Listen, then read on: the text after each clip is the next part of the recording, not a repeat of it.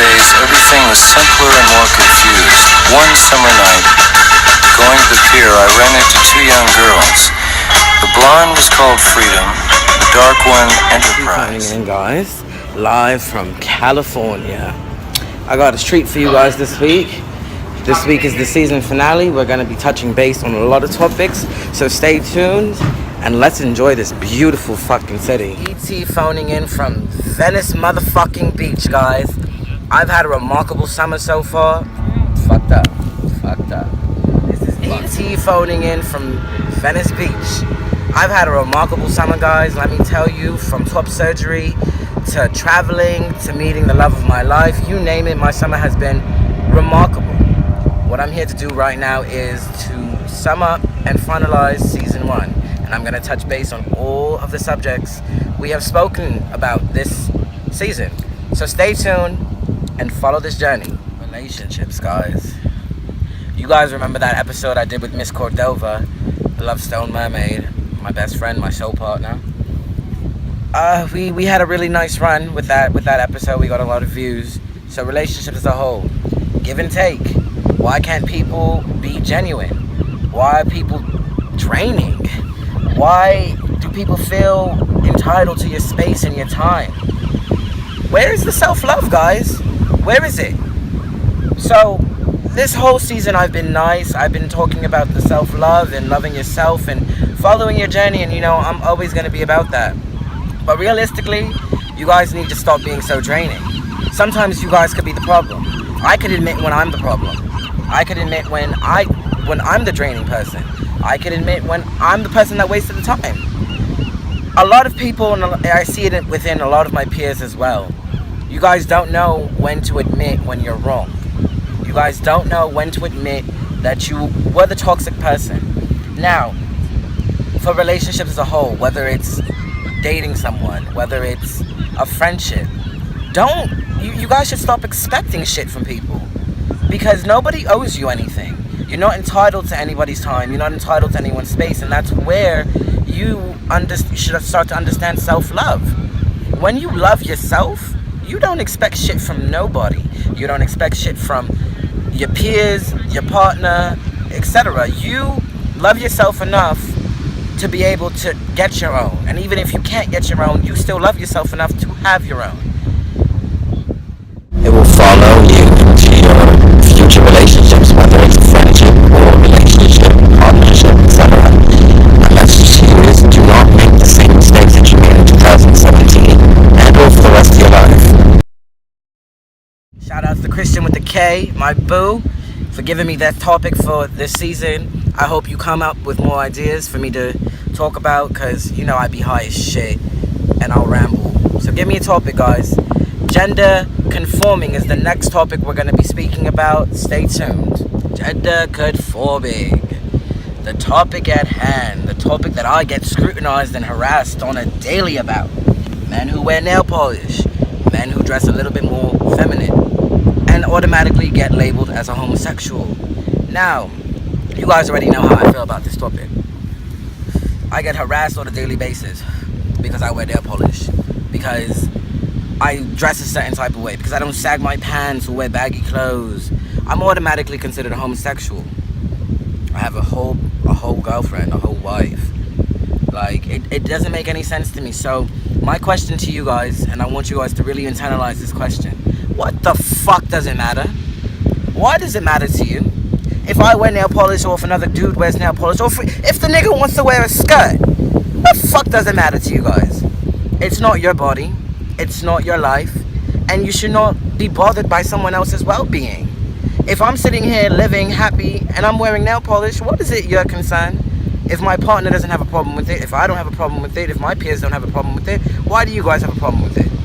If you see somebody that's not fitting the male stigma, why is it your problem? As from when men are born, it is installed in them that they should not feel. They should not cry. It's not masculine. It makes them weak. It makes them this, which leads men to become these big brolic buffoons that are just raging full of testosterone. And then you women and you people in general want to sit down and wonder why they're like this? Why are they so rough? Why are they so aggressive? Why isn't my man sensitive enough? Because God forbid they shed a tear. God forbid they show emotion. Automatically they're going to be called weak. They're going to be beaten down and dragged to the ground, or be less manly than the next man because they show emotion or they're gay. Again, let's not bring the same mistake into the new year, into the new season. It is stupid. It is closed-minded. And for anyone that watches my web channel, watches my show, or knows me as a whole, knows I don't stand for that judgmental bullshit. So if you want to continue watching this web channel, watching my episodes, and have a problem with me wearing nail polish or wearing a skirt or not being manly enough, you could exit stage left. Next topic coming at you is, give me 1 second, I'm high as fuck. Hold that thought. It is acceptance versus tolerance. Coming right back at you. Acceptance versus tolerance. This is a pretty broad topic. I'm going to try to narrow it down as much as possible. There's two different types of tolerance that I internalize. There's tolerating something that doesn't make you happy, whether it's your job, school, a friend, your life. You don't have to tolerate anything that doesn't make you happy, guys. And I've learned that the hard way. Just tolerating a person for their shit, or tolerating a person or situation because you feel like you have to. You don't have to. You don't have to do anything that does not make you happy. The second type of tolerating that I internalize is someone tolerating someone for their sexuality. Oh, you know, they're gay, but they're cool. What? Now, accepting someone. Now, here's the difference, and here's where you guys got it all fucked up. Accepting someone is not seeing them for their sexuality, for their race, for the color of their eyes. It's accepting them for who they are. I'm Sawyer Quinn Allen. I am not Sawyer Quinn Allen, the trans man. I am not Sawyer Quinn Allen, the trans man with dreads. I am not Sawyer Quinn Allen, the trans man with dreads and tattoos. I am Sawyer Quinn motherfucking Allen. Simple as that. There's nothing else to it. I just want to be a phenomenal man. And the same thing that everybody wants to do. They just want to live. You guys take the little nitty gritties, whether they're gay, trans, and you run with it. And that is not how life is supposed to be. There is a huge difference between accepting and tolerating. And a lot of you guys do a lot of tolerating. That's not living, baby. That's just existing. Anxiety and depression.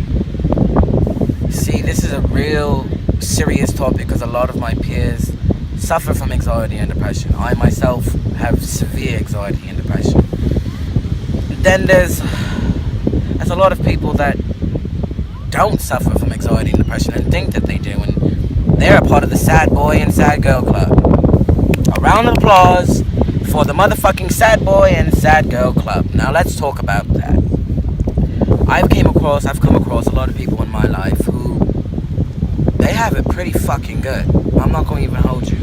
And you guys already know I'm all about counting your blessings, looking on the brighter side. You guys already know I'm Mr. Motherfucking Bright Side. I'm always the one that wants to look at the optimistic view.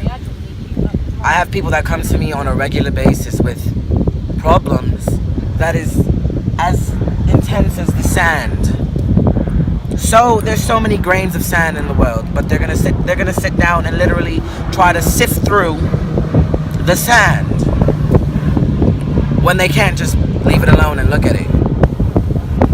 Now, internalizing your problems, dealing with your problems, facing your problems instead of sitting in your shit comfortably is another topic that needs to be discussed. Now, me dealing with my anxiety and depression, it is hard for me on a daily basis to get out of bed. It is hard for me to even get in front of a camera to talk to you guys. It is hard for me to be in certain social predicaments without feeling as if my heart is going to jump out of my throat. People think that I'm a very intimidating person, but realistically, I am shaking in my boots every chance I step outside my house. But you already know I don't want to just exist. I will not let my depression or anxiety get the best of me because I've been there, I've done that, I've worn the t-shirt. I was extremely overweight. I was extremely sad. I was miserable. I wasn't happy. And not being happy is something that, it's a disgusting feeling. So for people that want to fake suffer from anxiety and depression, I'll take my hat off to you, because I don't understand why you want to go through that. I don't understand why you want to feel what I feel on a regular basis. It's not a good feeling. Feeling as if someone is always behind you.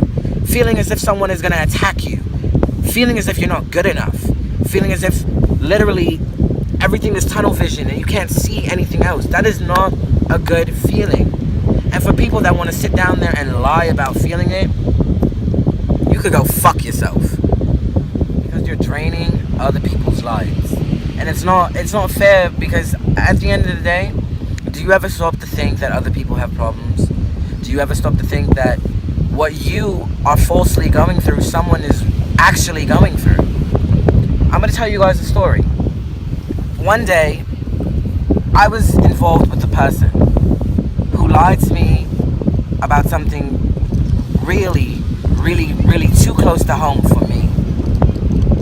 She did that because supposedly she wanted to get closer to me or understand what I went through. But how can you understand what I went through if you never went through it yourself?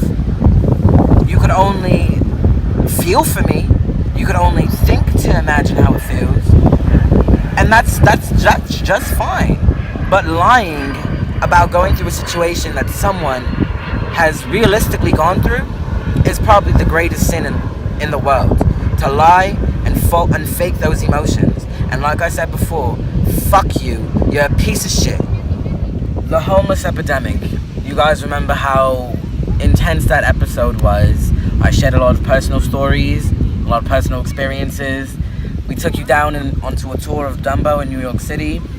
Now, the homeless epidemic versus in New York City versus here in Los Angeles, California, Venice, versus around the world. What I've witnessed out here, and you guys already know, I go places, I document, and I compare it to where I live, New York City, the big motherfucking city. Either way, I sit down and I compare it, and I realize we have it pretty fucking good in New York. Granted, the epidemic is huge. The epidemic is probably the biggest there is. But as I step out into the beach, out into the horizon, I see people with tents. Driving down the highway, I see tents. I see nothing but homeless people that literally it's legal for them to live outside. And this is the norm out here. Now, what I'm going to get into after that, saying that, is please, guys, count your blessings. I take shit for granted on a daily basis. I sometimes sit down and I complain about not being able to pay this bill, not being able to buy this pair of garment, not being able to smoke. Little shit that has nothing to do with my well-being. While there's people around the world that would kill for a pair of sneakers, whether it's Payless or Jordans, that would kill for a pair of pants, whether they're Levi's or you bought them from Old Navy. The bright side of it all is that a lot of us, that even the people that watch my web series, you guys are blessed because you're able to watch it on any type of format, whether it's an Android, a Mac, an iPhone, you name it, you're still able to watch it because you have that type of blessing. You're able to obtain those type of goodies. While there's people out here who can't even get a cup of water. They have to be drinking from rainwater. They catch the rainwater and they drink it. That shit goes on around the world and you guys have no idea about it.